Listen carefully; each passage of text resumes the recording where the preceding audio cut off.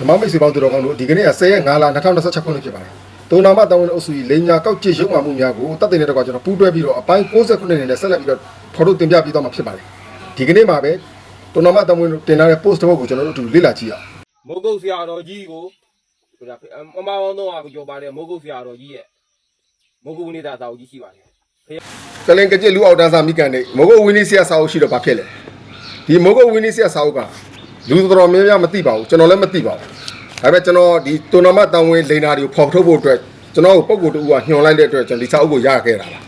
အဲကြောင့်ဒီစာအုပ်နဲ့ပတ်သက်ပြီးတော့ကျွန်တော်အနေငယ်ရှင်းပြချင်ပါတယ်ဒီစာအုပ်ထဲမှာစောဒနာတင်ထားတာ294ချက်ရှိပါတယ်တိုနာမတောင်းဝင်တို့ကသူတို့အပြစ်တင်ခြင်းတဲ့အတွက်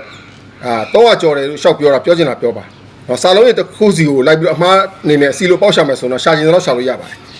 ဒီစောဒနာတင်ထားတဲ့294ချက်မှာမဟုတ်ဆရာတော်ဘုရားကြီးမမှားဘူးလို့ဆုံးဖြတ်ထားတာ24ချက်ရှိပါတယ်ဒါဆိုလို့ရှိရင်စောစနာ290ကျန်တာပေါ့အဲ့ဒီ290ထဲမှာမဟုတ်ဆရာတော်ဘုရားကြီးဟောတဲ့တရားမမှားဘူးသို့တော်အမှန်ကန်ပြည့်စုံသွားအောင်အသိရှင်းသွားအောင်စသဖြင့်ပေါ့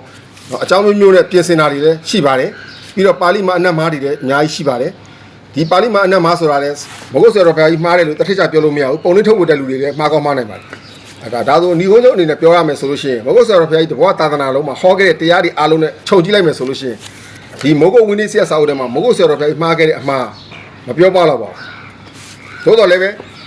အများအမြင်ရှင်းအောင်အသိရှင်းအောင်လို့မိုးကုတ်ဝင်းနေဆရာစာအုပ်ထွက်ပေါ်လာတာကိုတော့လက်ခံပါတယ်ဒါပေမဲ့ဒီကလင်ကကျစ်လူအောင်တန်းစားတုံတော်မညီကိုတွေပြောသလိုမျိုးမိုးကုတ်ဆရာတော်ဘုရားကြီးကိုမိစ္ဆာဝါဒပုံစံမျိုးပြောတာလုံးဝလက်မခံပါဘူး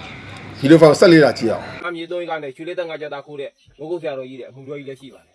အမြေ3ကနဲ့ရွှေ45ကျတာကိစ္စပေါ့ဒီဖျားမြေ3ကနဲ့ရွှေ45ကျတာစောက်ကြီးကိုလုံးဝစိတ်ဝင်စားပါဘူးဘာကြောင့်လဲဆိုတော့ဒီစာအုပ်ကြီးကိုဆွဲထုတ်လာခဲ့တဲ့ကလင်ကကျစ်ကြီးကလူလိန်အကြီးစားကြီးပါတခါတည်းလိန်တာမဟုတ်ဘူးသူ့အလိန်ပေါ်သွားတာကိုဝယ်မခံမဲနဲ့ထက်လိန်တဲ့လူလိန်အကြီးစားကြီးပါဒါကြောင့်ဒီဖျားမြေတော့ရကနဲ့ရွှေ45ချက်သားကိစ္စဒီလိန်ထားတာတွေပါတဲ့အတွက်ဒီစာအုပ်ကိုကျွန်တော်လုံးဝစိတ်ဝင်စားပါဘူး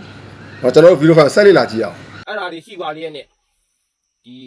မြန်မာပြည်ရဲ့အထင်တရားဆရာတော်ကြီးများဖြစ်ကြတယ်ဘာကျုပ်ဆရာတော်တိပိဋကဒရရောဆရာတော်ရွှေတုမောကျွန်းဆရာတော်နဲ့နိုင်ငံတော်တန်ခါမဟာနာယကဖွဲ့ဝင်တွေကစာဓာတ်အကျော်မိုးတွေဖြစ်ပါလျက်နဲ့မိုးကုတ်ဆရာတော်ကြီးကိုညံတော်၅ပြီရှင်းလက်မကြီးရုပ်တုကြီးမှာရဟန္တာပြည်ချီးကျူးခဲ့ကြပါတယ်အဲ့ဒါဟာအလွယ်အမတန်မှမှားယွင်းပါတယ်မှားယွင်းတဲ့အတွက်ကျွန်တော်တို့ကစုံမနေကြရတာဖြစ်ပါတယ်သူကပိဋကနဲ့အညီမဟောဘဲနဲ့သာသနာဖြစ်နေကြတဲ့အတွက်ကျွန်တော်တို့ကစုံမရတာဖြစ်တဲ့အတွက်ဒါဘုန်းကြီးစာချရတာဖြစ်ပါတယ်မှားနေလို့ချတာဖြစ်ပါတယ်မမရင်ဆရာတော်ကြီးတွေကိုစာချကြရမလို့ပါဘူးကလင်ကကျစ်လူအောက်တန်းစားမိကန်နေ10တန်းတော့မအောင်နေတဲ့မိကန်နေပိဋကနဲ့အညီမဟောတဲ့သာသနာဖြစ်နေကြတဲ့အတွဲတဲ့ကျွန်တော်တို့ကပါတယ်ဆုံးမနေကြတာပါလေမင်းတို့အဆင်ကဘယ်လောက်ရှိလို့လဲပိဋကနဲ့အညီမဟောဘဲနဲ့သာသနာဖြစ်နေကြတယ်ဆိုတော့ဘယ်ဆရာတော်ကဘယ်နေရာမှာပိဋကနဲ့မညီတာလဲဟမ်အဲ့ဒါကိုမင်းတို့ထုတ်ပြဝလုံးရှင်နဲ့မရမ်းနဲ့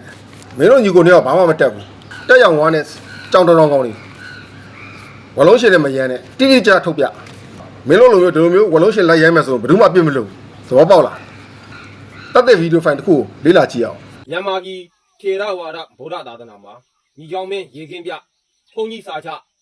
မလုံးနဲ့ဆိုတဲ့သကပုံရှိပါတယ်မလုံးနဲ့ဒီတက်တဲ့ဗီဒီယိုဖိုင်ကတော့ဒီယခုဗီဒီယိုဖိုင်ရဲ့အရှိဆုံးဟာပေါ့နော်ညီကြောင်မင်းရေခင်းပြဘုန်းကြီးစာချမလုံးနဲ့လို့ဒီတော့ပြောထားတာတော့မှဘုန်းကြီးတွေကဆုံးမနေတဲ့လူအောက်တန်းစာပညာမဲ့တွေပါအားလုံးကျေးဇူးတင်ပါတယ်